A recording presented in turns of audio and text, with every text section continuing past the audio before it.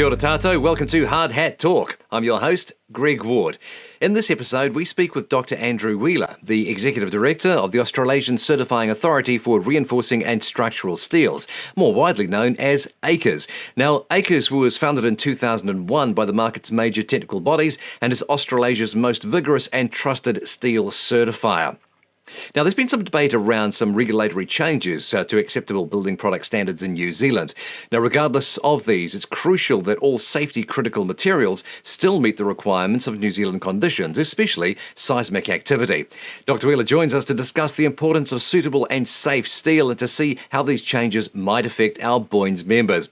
Dr. Andrew Wheeler, great to have you here. Let's get directly underway. Firstly, what are the changes coming in for steel in New Zealand?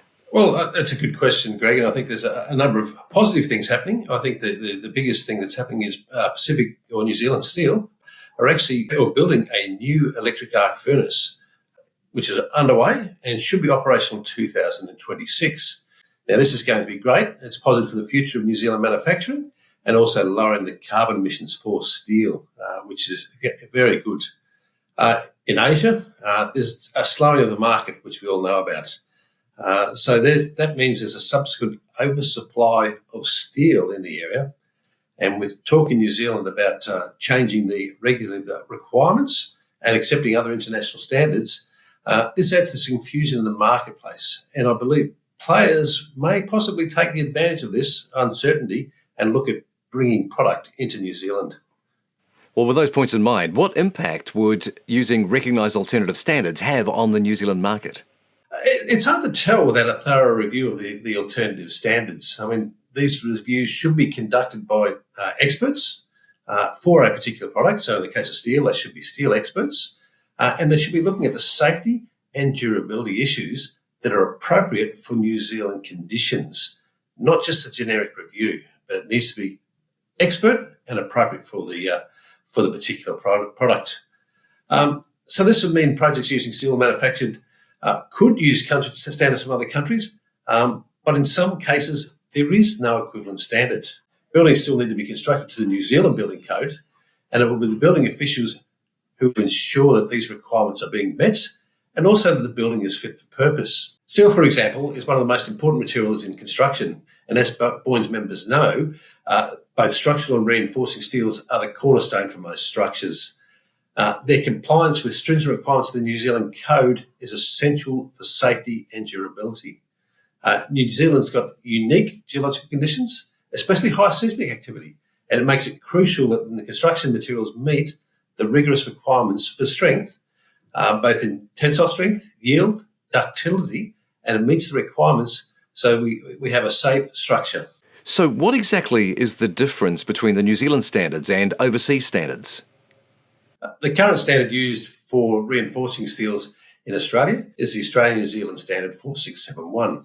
Now, this standard actually outlines the minimum requirements for steel. This includes the chemical composition and the material and geometrical properties and how to demonstrate conformity, as well as product traceability.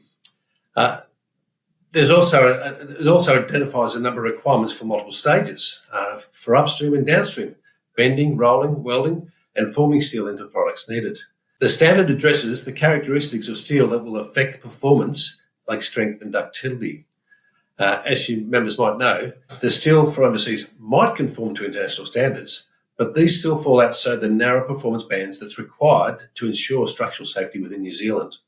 So variations in characteristics such as strength or ductility may be found under another international standard, but the results and performance in New Zealand may be below what's required and provide weaker buildings, particularly in seismic events. So members are going to have to ensure that the steel being used is suitable and compliant for the New Zealand conditions. And compliance, of course, lends itself to safety across the industry. So how then is compliance determined against the New Zealand standard? Well, Greg, the standards lay out how conformity to a particular or compliance to a standard is set out. Importantly, the standards also specify how this product needs to be traced. They need to have labels which are unique, tracing back to the manufacturer of the product. So how can our members continue to make sure that steel is safe? Well, whatever happens with possible regulatory changes, it's critical to ensure that the product we're getting is a compliant material and the steel actually meets the New Zealand standards, whether it be locally made or imported. We all understand compliance checks can be quite rigorous, intricate, and require a fair amount of knowledge of steel and steel making. One of the easiest ways to ensure the steel meets the requirements is to use a third-party independent certifier. Jazan's certified is allowed to be used under the building code to verify compliance of a product. ACRS is one of those bodies recognised internationally as a rigorous and expert system certifying steel to New Zealand standards. ACRS certified steel has been the benchmark for a long time, ensuring not only compliance with local standards, but also providing the essential independent verification, ensuring traceability and the quality assurance is there.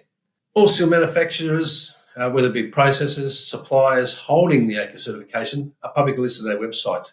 This outlines the scope of their certification, what bar markings are there, and examples of their labels. So the Australian and New Zealand standards all specify full traceability. The ACRS scheme provides this traceability, and we've moved to a digitised system. The digitised system is in the ACRS cloud, and this means that anybody can verify conformance of a product using their phone. This cuts down time of paperwork, a risk of fake certificates or inaccurate documentation, and you can actually do your checks in a nice, secure environment.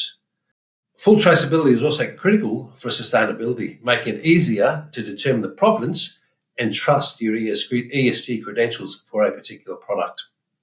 Thank you very much indeed for joining us here, Andrew. It's great that we've got this up-to-date information for our members. So just further to that, how can our members access further information? Information is easily accessible on the web. If you go to www.steelcertification.com, on that website, you can actually find all the information about ACRS.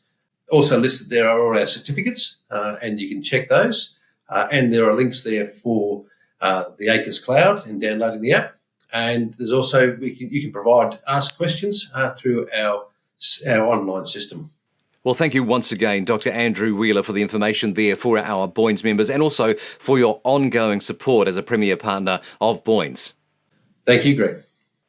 Dr. Andrew Wheeler there, Executive Director of ACRS. Thank you very much indeed for joining us here on this edition of Hard Hat Talk. Do look out for future episodes as we bring you further topics pertinent to our members. For the Building Officials Institute of New Zealand and for Hard Hat Talk, I'm Greg Ward. Ka kite.